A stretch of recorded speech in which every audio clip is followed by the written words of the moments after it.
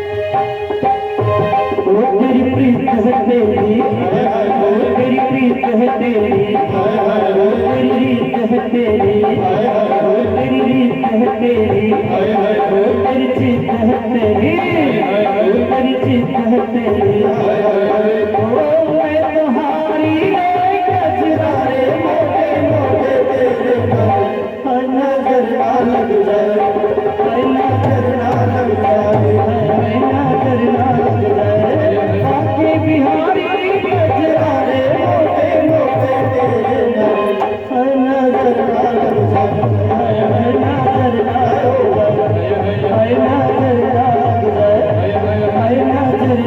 जाए, नजर ना लग जाए, नजर ना लग जाए। बोली सांवरे सरकार की। भगवान बाल कृष्ण कन्हैया लाल को नजर ना लग जाए, माँ यशोदा ने, नंद बाबा ने बहुत प्रयास किया, जितना होना था उससे ज्यादा, क्योंकि जब लाला छोटे होते हैं तो कोई भी ले लेगा तो नजर लग ही जाएगा। दूसरा कारण, और पूतना नाम राक्षसी का उद्धार हुआ, और भगवान जैसे ही जन्म लिए एक एक लीला प्रारंभ करना प्रारंभ कर दिए। सबसे पहला लीला किए पूतना नाम राक्षसी का उद्धार किए। अब प्रेरणावर्त आते हैं, तो भगवान बालकृष्ण ने कन्हैया लाल को मारे, स्नान कराया और सुंदर श्रृंगार कराया, काजल लगा करके सकट। अब तो सारे चीज फैशन में आ गए, पहले के जमाने में बहुत सारी चीज घर पे हुआ करते थे। और अब पहले के जमाने में था लकड़ी का लड़ी, उससे बच्चे छोटे छोटे चलना प्रारंभ करते थे, चारपाई था, खटोला था। अब सारी चीज खत्म हो गई, अब तो झूला आ गया, फैशन का जमाना है, जहाँ भी लगाओ सब चलेगा। आइए हम लोग चले करना भी जैसी होती। भगवान का सुंदर श्रृंगार करके मैया यशोदा मैया ने सगट पे सुला दिया। अब लाला क्या करते हैं, अपने पांव को बहुत जोर जोर से पटकना प्रारंभ कर दिया, क्योंकि जब छोटे बच्चे होते रोते हैं तो सबसे ज्यादा हाथ है पांव चलाते हैं, और इतना तेज चलाए कि वह टूट गया। फिर जब मैं यशोदा ने देखा तो माँ ने स्तन पान करा करके सुंदर श्रृंगार करके लाला को शयन करा। अब सबको बुला करके मैया यशोदा ने गीत गा रही थी लाला के आनंद में, और ऐसा मन में कल्पना की कि आज हम लाला को, उधर एक तरफ दूध गर्म हो रहा है और लाला यहाँ माँ का स्तन पान करे मैया यशोदा का, और धीरे धीरे भगवान बालकृष्ण कन्हैयालाल अपने सहसा ओजन को बढ़ाने लगे। मैया ने सोचा हुआ क्या है, मुझे बढ़ क्यों रहा है। इतने में जब देखी, और जैसे ही देखा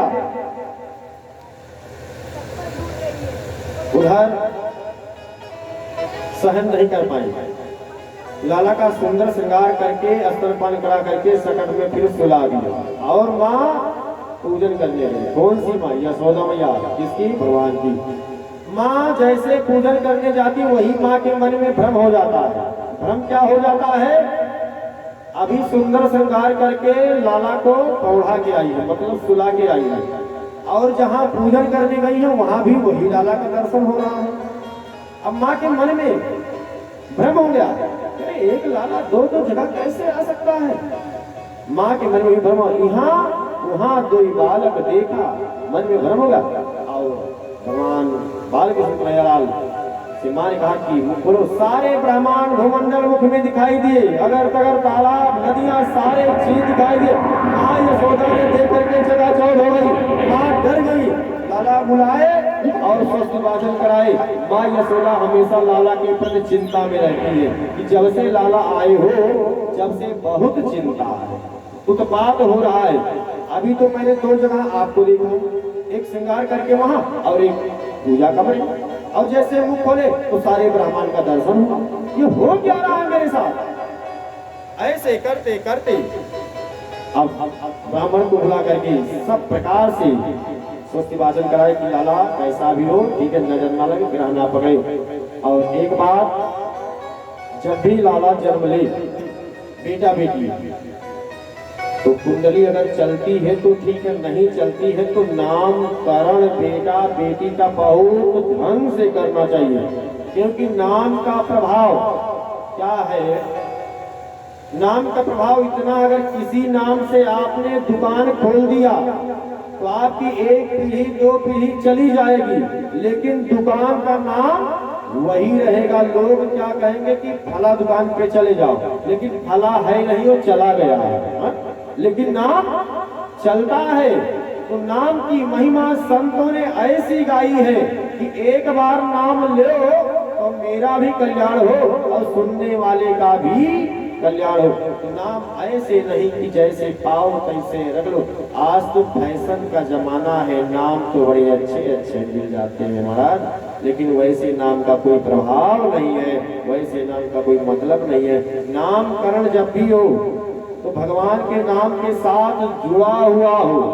मानस में बाबा ने कहा, इतनी अच्छी नामकरण की महिमा गाई है कि एक बार नाम लेने से राम पूरे जीवन में हमेशा मंगलमय होता है, एक बार नाम लेने से।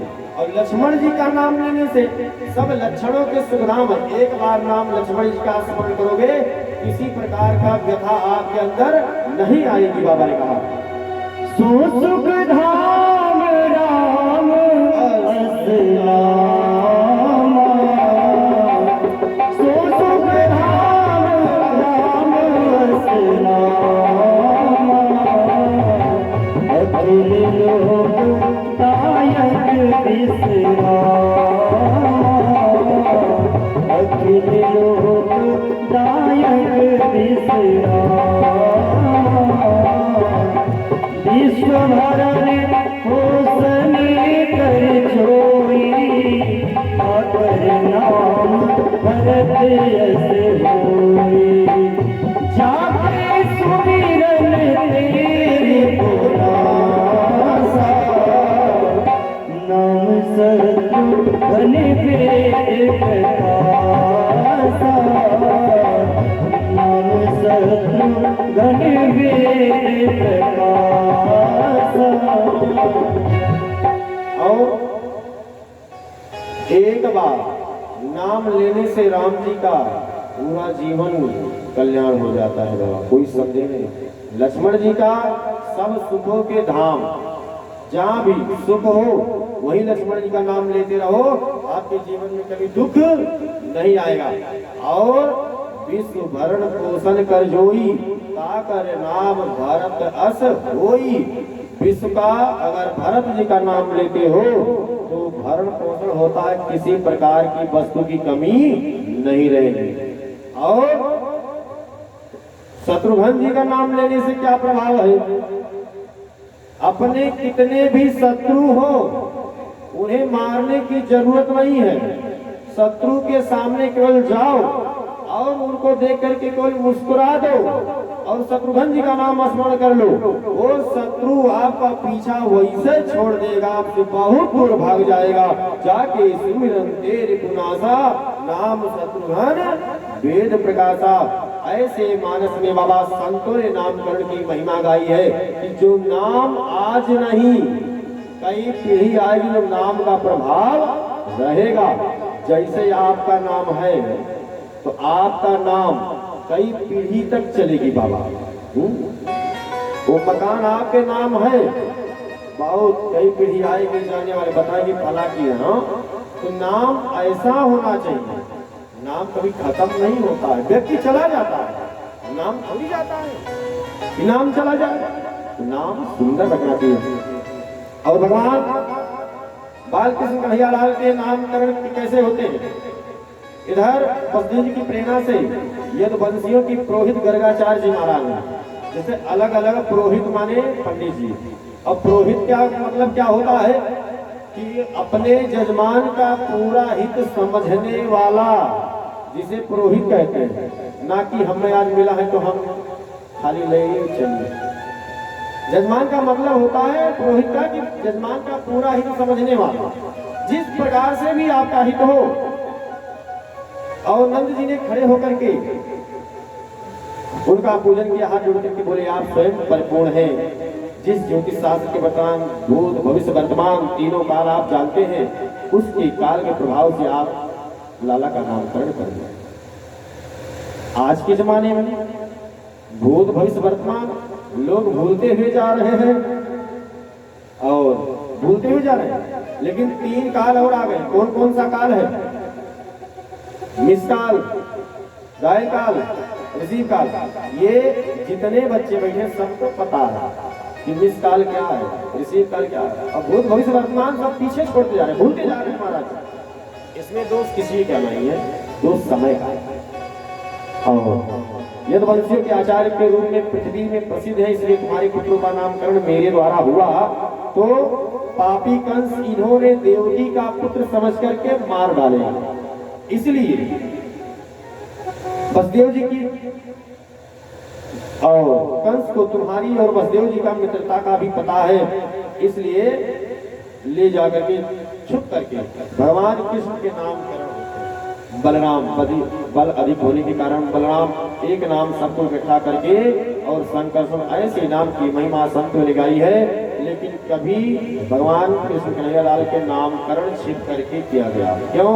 कि अगर अत्याचारी पापाचारी दुराचारी कंस को पता चलेगा तो कंस इन्हें छोड़ेगा नहीं, क्योंकि ये देवकी के पुत्र हैं, इसलिए छिप करके नामकरण हुआ। नंद बाबा बोले कि इनका संस्कार करने की कृपा कीजिए और राम कहे जाएं, ऐसा करने से अधिक बल से इनका नाम बलराम होगा। और संगठन करता होने से एक नाम प्रसिद्ध होगा, संकर्षण। और तुम्हारे या पुत्र युग युग में अवतार करने वाले, एक नहीं कि आज युग का कदम, जो जो युग आएगा भगवान बालकृष्ण कन्हैयालाल लीला प्रारंभ की और भगवान राम जी मर्यादा में रह करके धर्म की स्थापना की।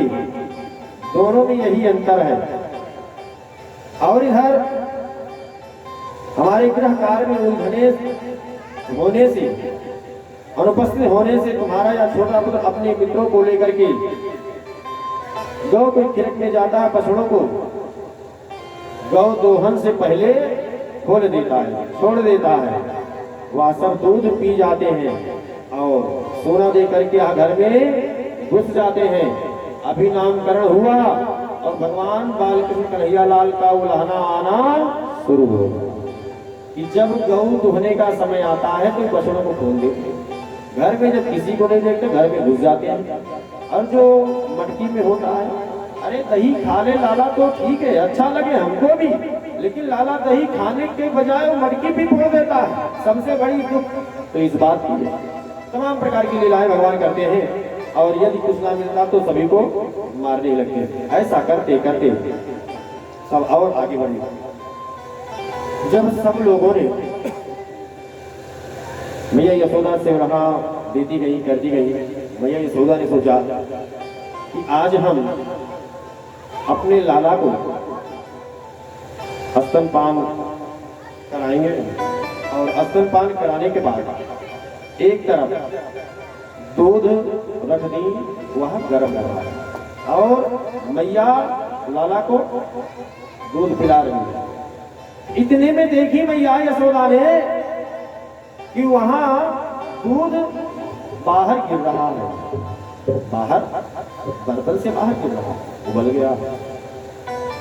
अजी मैया ने देखा तो लाला को झट से नीचे उतार करके बैठाई और गई अपना दूध सहेजने। लाला के मन में विचार आया कि मैया ने बताओ कि हमसे ज्यादा कीमती दूध है, अभी मेरा पेट भी नहीं भरा और दूध गिर रहा, गिरने दो, अरे मेरा तो पेट भर जाए। अब लाला सोचने लगे कि अब मुझे कुछ करना पड़ेगा, लीला प्रारंभ करने। दौड़ते दौड़ते गए और लाला सब 1 2 3 करके फोड़ फाड़ करके भागना प्रारंभ किया। मैया यशोदा ने छड़ी लेकर के दौड़ना प्रारंभ की। दौड़ते दौड़ते पकड़ नहीं सकी और जो केस बाल को सुंदर चांदनी के पुष्पों से सुशोभित कर रही थी, सुंदर श्रृंगार की हुई थी मैया यशोदा ने।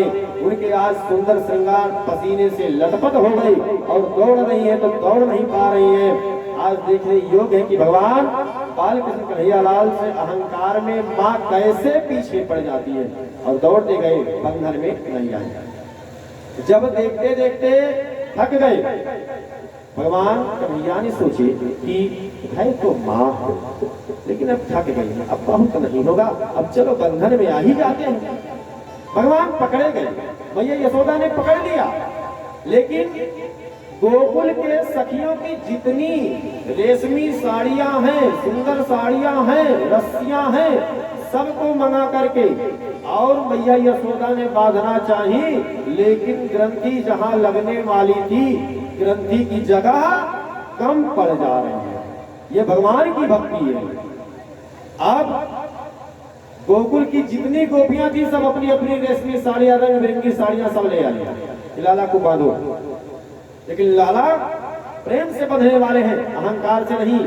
जब माँ ने और पसीने से लथपथ हो गई तो भगवान ने सोचा कि अब मुझे बंध जाना चाहिए, और जैसे भगवान प्रेम से बंधते हैं, माँ ने बांध करके ओखले में बांध दिया और घर के काम में लग गई।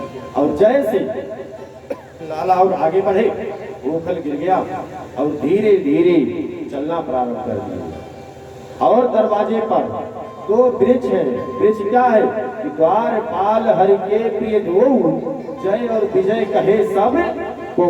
जय और विजय द्वारपाल वह बीच से निकलते हैं और ओखल दाएं बाएं दोनों वृक्ष को लेकर के वह धराशायी करते हैं। दो उसमें पुरुष निकलते हैं, उनका वरदान था कि भगवान कृष्ण के द्वारा ही तुम्हारी यह वृक्ष योनि दूर होगी। और आज वही भगवान कृष्ण इनकी योनि दूर करने के लिए ऐसी लीला रचे। दोनों लोग अवतार लिए, आकाश से पुष्पों की वर्षा हुई, सभी जगह जयकार हुआ। बोले श्री वृंदावन बिहारी लाल की जय। अब इधर यमलाल, अब नंद गोपाली सभी लोग अपनी गाड़ियों को जोत करके और सब भगवान को खूब आनंद से खिला रहे हैं, सबकी जैसी व्यवस्था। और एक दिन गौ चराते हुए भगवान बालकृष्ण अपने ग्वाल बालों के साथ जाते हैं, और सब मित्रों के द्वारा एक ऐसी रचना बनी कि आज सबको खोल देते हैं और सब घूमते हैं। और बीना बंसी को बजाते हुए सबको इकट्ठा करते हैं। और करते करते जब ऐसा आया तो जलाशय पर गए और बछड़ों को जल पिला करके स्वयं भी वहां पान की। एक पर्वत के शिखर पर विशाल दिया जो बगुले, अनेकों अनेक राक्षसों का भगवान ने उद्धार किया। और अगासुर बगासुर जैसे लोग थे, जिसकी जैसी सीमा थी, जैसा जिसका कारण था, वह सब दूर हुई। और आगे की कथा में बड़ी सुंदर कथाएं हैं। अब इधर देवतासुर अभी कथा आती है, क्योंकि भागवत जी कथा में बाल लीला बड़ी अच्छी लीला है। अगर बाल लीला में जितनी भी कहा जाए कम है। ततस्य पौंगांडवस्था से तो ब्रजे बभूतुस्तो पशुपाल सम्मत है। श्री सुखदेव जी महाराज कहते हैं कि जब दोनों भाई थोड़ा और बड़े हुए तो आकर के गौ पालन के योग हुए, तब गौ को चराते हुए वृंदावन में विचरण करने लगे। और उनका गुणगान करते हुए ग्वालों ने घिरे हुए बंसी वादन करते हुए गौ को आगे करके भगवान श्री कृष्ण और बलराम जी के साथ पुष्प से समन्वित एक वन था, बगीचा था, वहां पधारे। और उस वन को देख करके भगवान की क्रीड़ा करने की इच्छा हुई। तो भगवान क्रीड़ा कैसे करते हैं, कैसे हंसते हैं। जब भगवान की मंद मंद मुस्कान होती है तो बड़ी अच्छी लगती है। और सबको ऐसा प्रतीत हुआ कि सब लोग को बुलाए और सबको एक दूसरे को देख करके हंसी करने की इच्छा हुई। कभी हंसों की बोली बोलते हैं, कभी कोयल की बोली बोलते हैं, और एक दूसरे को देख करके हंसते हैं। भगवान कृष्ण जब मुस्कुराते हैं तो बड़ा अच्छा लगता है। आइए हम सभी लोग भगवान बाल कृष्ण के चरणारविंद को एक एक रूप को देख करके सभी लोग उनके रूप को दर्शन करेंगे, क्योंकि इनकी महिमा जितनी भी गाई जाए वह कम है। हमारे भगवान कैसे वो मेरे बाकी बिहारी लाल,